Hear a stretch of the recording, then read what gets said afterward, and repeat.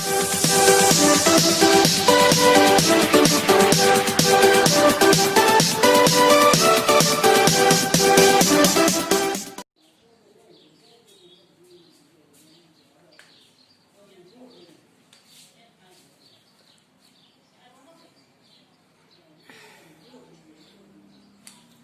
दोस्तों, नमस्कार, जय श्री कृष्णा। आज हम क्रिया विशेषण के बारे में, उसके भेद के बारे में पढ़ेंगे। बड़ा ही खूबसूरत टॉपिक है और इस भेद के बारे में हम विशेष कर आज खास बात पढ़ेंगे। अब देखिए, शुरुआत करते हैं।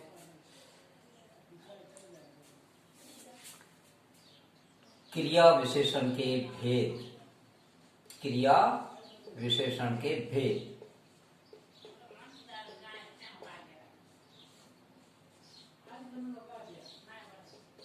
सबसे बड़ी बात है कि हम पहले ये देखना चाहते हैं कि क्रिया विशेषण हमारे वाक्य में क्यों जरूरत पड़ती है, क्या आवश्यकता पड़ती है क्रिया विशेषण में, किस तरह से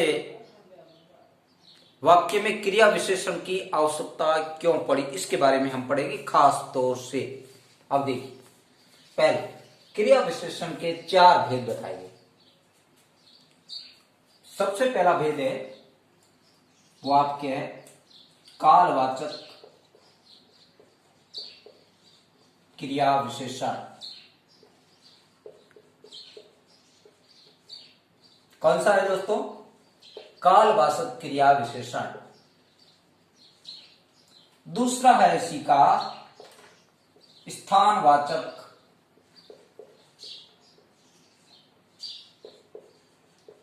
क्रिया विशेषण।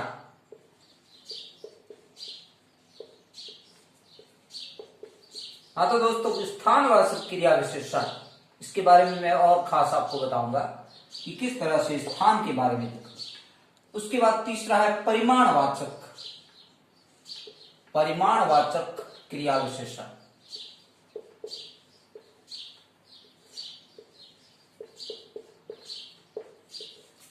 अर्थात देखिए, परिमाण का अर्थ मात्रा से है और ऐसा ये विशेषण में भी आ रखा है। अब विशेषण और क्रिया विशेषण दोनों में यही आता है, मात्रा से संबंधित ही है। और चौथा आपकी रीतिवाचक क्रिया विशेषण। कैसा? रीतिवाचक क्रिया विशेषण। हाँ तो दोस्तों, इस बात का विशेष ख्याल रखना है कि रीतिवाचक क्रिया विशेषण, अभी 4 क्रिया विशेषण हो गए हैं। इसके अंदर आपको मैंने पहले बताया था कि कार्य होते हैं और वो कार्य लगभग 10 होते हैं। कितने होते हैं? और 10 कार्यों से ही इसके अंदर, जैसे इसके खास कार्य होते हैं, पहले अपन पढ़े थे कार्य इसके क्या थे, क्रिया विशेषण के खास कार्य क्या थे। पहला,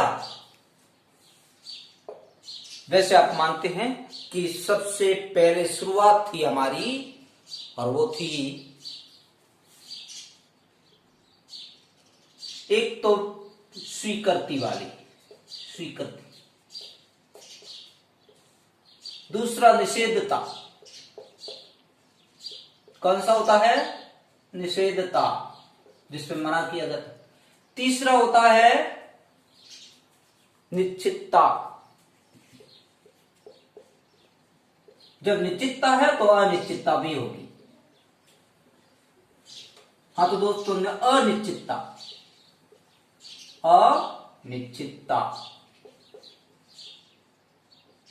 ये काल को दर्शाते हैं। और 5वां काम था इसमें समय,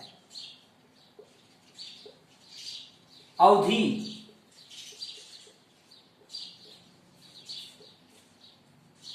और छठा मात्रा के बारे में, क्वांटिटी। क्वालिटी नहीं, क्वांटिटी है, मात्रा। और 7वां तरीका, ढंग, तरीका या ढंग। और इस तरह से बहुत सारे जो काम है ना, ये सब इसी में आए हुए हैं। अनिश्चितता, निश्चितता, संभावना। और एक संभावना के बारे में, संभावना, स्थान के बारे में। हाँ तो दोस्तों जब ये 10 काम है, ये खास खास 10 काम है, उनमें से देखिए आज हम पढ़ने जा रहे हैं खास बात, कालवाचक में क्या चीज आती है।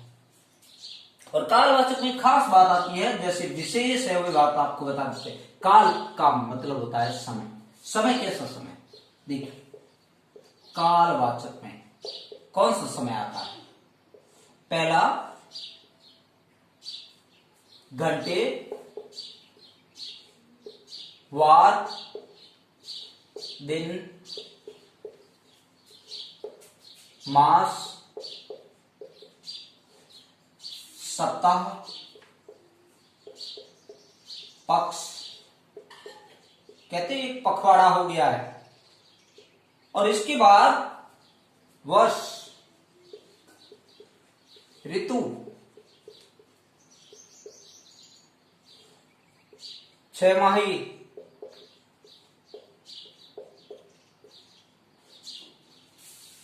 और ये सभी बार घंटे, दिन, वार, सप्ताह जो भी आते हैं, ये सब कालवाचक दर्शाते हैं, काल को दर्शाते हैं, अवधि को दर्शाते हैं। अवधि कितनी हुई है इस बात को दर्शाते हैं दोस्तों। इसलिए आप लोगों के लिए काल से संबंधित विशेष बात बताई गई है, कौन सा कालवाचक क्रिया विशेषण में आता है। अब रही बात क्या, मैं आपको परिभाषा इसकी बता देता हूं ताकि आपको ये याद रहे कि कौन सी परिभाषा काल से संबंधित बता दे। देखिए लिखने से संबंधित बहुत कुछ है दोस्तों, लेकिन करना ये होता है कि हम लिखते क्या है। अब खास चीज, विशेष चीज बतानी है हमें, ताकि उसके अंदर आप लोगों को कंफ्यूज ना होना पड़े। तो देखिए दोस्तों, अब इससे संबंधित हम बात बताते हैं कि किस तरह से कालवाचक क्रिया होती है। क्रिया विशेषण की बात, केवल क्रिया नहीं।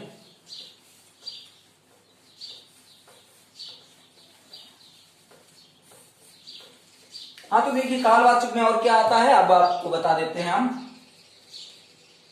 कालवाचक, इसकी परिभाषा जानेंगे, परिभाषा जानेंगे। क्रिया विशेषण,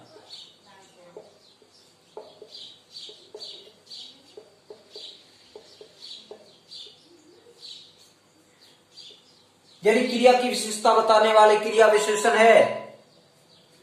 और देखिए तो कहते हैं वे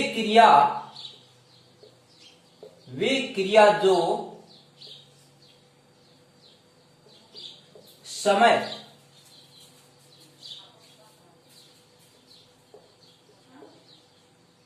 को दर्शाते हैं,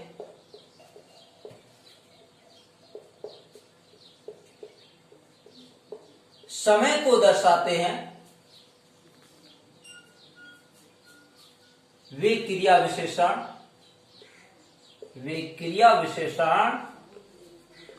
क्या कहलाते हैं, काल विशेषण, कालवाचक क्रिया विशेषण कहलाते हैं। कैसा, कालवाचक क्रिया विशेषण कहलाते हैं। क्रिया विशेषण,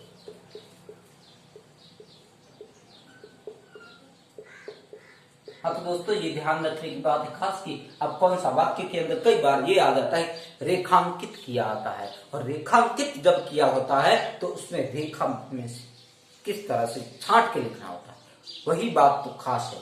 जैसे देखिए पहले मैं उदाहरण के तौर पे आपको बता देता हूं, उदाहरण के तौर पे, श्याम आज जोधपुर,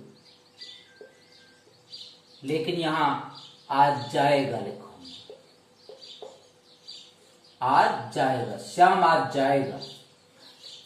जाएगा ये श्याम क्या है, करता है, क्या है, करता। जाएगा क्या है, क्रिया है, और जो क्रिया की विशेषता क्या है, आज जाना। ये समय दर्शाता है कि कब जाएगा, श्याम कब जाएगा, आज जाएगा। ये क्रिया की विशेषता है, इसलिए इसको क्रिया विशेषण कहते हैं, क्रिया विशेषण।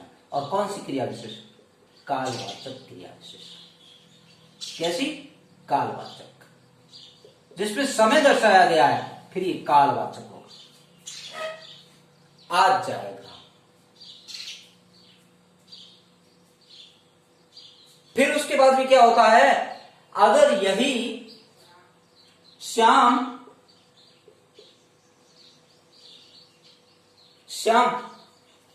सोमवार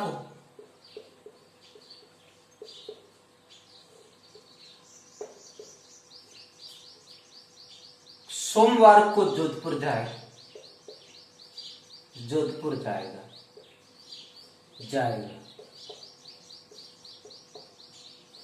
अब यहां पर क्या होता है, श्याम है कर्ता कौन है, श्याम है। हाँ तो दोस्तों देखिए, श्याम यहां करता है, जाएगा क्रिया है, और यहां सोमवार ये समय दर्शा रहा है कि कौन से समय जाएगा, कहां जाएगा, जोधपुर जाएगा। ये जोधपुर शब्द क्या है, संज्ञा शब्द है, लेकिन इसकी विशेषता नहीं बता रहा है। ये सोमवार इसकी विशेषता नहीं बता रहा, जाएगा इसकी बात बता रहा है कि जोधपुर जरूर जाएगा, लेकिन ये संज्ञा की विशेषता नहीं बता रहा। यानी अविकारी शब्द की ही विशेषता बताता है। देखिए सोमवार क्या है, काल है, कालवाचक क्रिया विशेषण है, क्रिया विशेषण। ये सोमवार है, ये संज्ञा शब्द है, लेकिन ये क्रिया है, और इस क्रिया की ही विशेषता बता रहा है कि ये क्रिया कब होने वाली है, यानी ये काम कब होने वाला है, कि सोमवार को होने वाला है। कब होने वाला है, सोमवार को होने वाला है।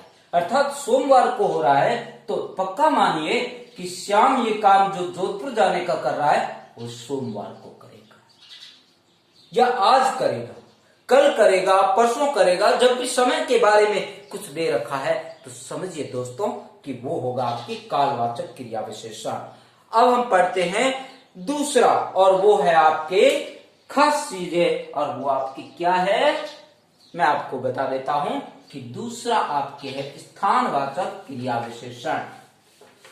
कौन सा है दोस्तों, स्थानवाचक क्रिया विशेषण। और स्थान के अंदर तो बहुत कुछ आएगा बाबू, जहां स्थान के बारे में बताएगा। हाँ तो दोस्तों आप पढ़ते हैं स्थानवाचक क्रिया विशेषण के बारे में, ठीक है। शुरू करते हैं। स्थानवाचक, नाम से ही पता चल रहा है, देखिए स्थानवाचक यानी स्थान के बारे में, स्थानवाचक क्रिया विशेषण, क्रिया विशेषण क्या चीज दर्शाते हैं इसमें, स्थानवाचक क्रिया विशेषण की खास विशेषता है, वो आपको बता देता हूं। जैसे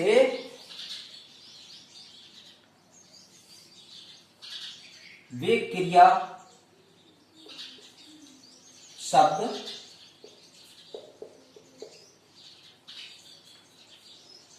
जो स्थान या दशा का बोध कराते हैं, दशा का बोध कराने वाले क्रिया विशेषण क्या कहलाते हैं दोस्तों, क्रिया विशेषण कहलाते हैं। कराने वाले क्रिया विशेषण स्थानवाचक क्रिया विशेषण कहलाते हैं। कैसे शब्द कहलाते हैं, स्थानवाचक क्रिया विशेषण।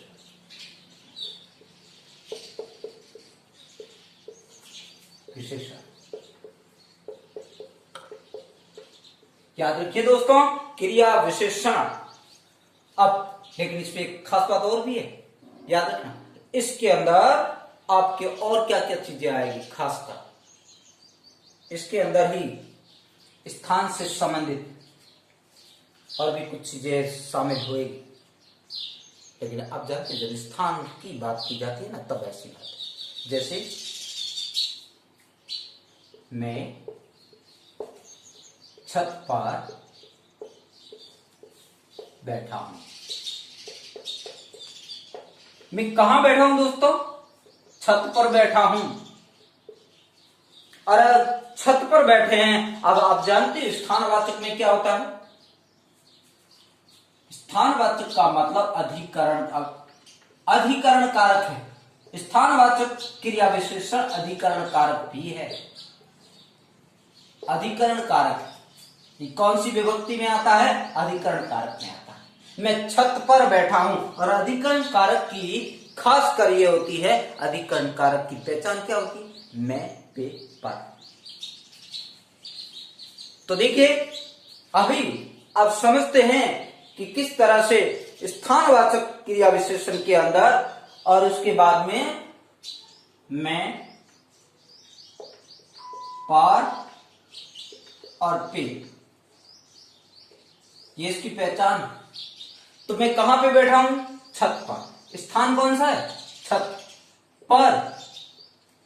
ये वहां बैठा हूं। मैं, ये कर्ता शब्द, यहां स्थान को दर्शा है, कर्ता शब्द। और छत क्या है? स्थान। स्थान को दर्शाते किसको? और बैठना ये क्रिया है। क्या है? ये क्रिया। तो जब ये क्रिया की विशेषता होगी तो क्या हो? स्थानवाचक क्रिया विशेषण। स्थानवाचक क्रिया विशेषण। हाँ तो दोस्तों ये स्थानवाचक क्रिया विशेषण है, जिसके कारण इसको ये बात बताई गई है। और इससे आगे वाला चैप्टर अपन कल पढ़ेंगे, बड़ा ही खूबसूरत है। और दोस्तों याद रखना, इससे संबंधित वीडियोस आपको कल मिलेगा इसी लाइन के अंदर। जय हिंद,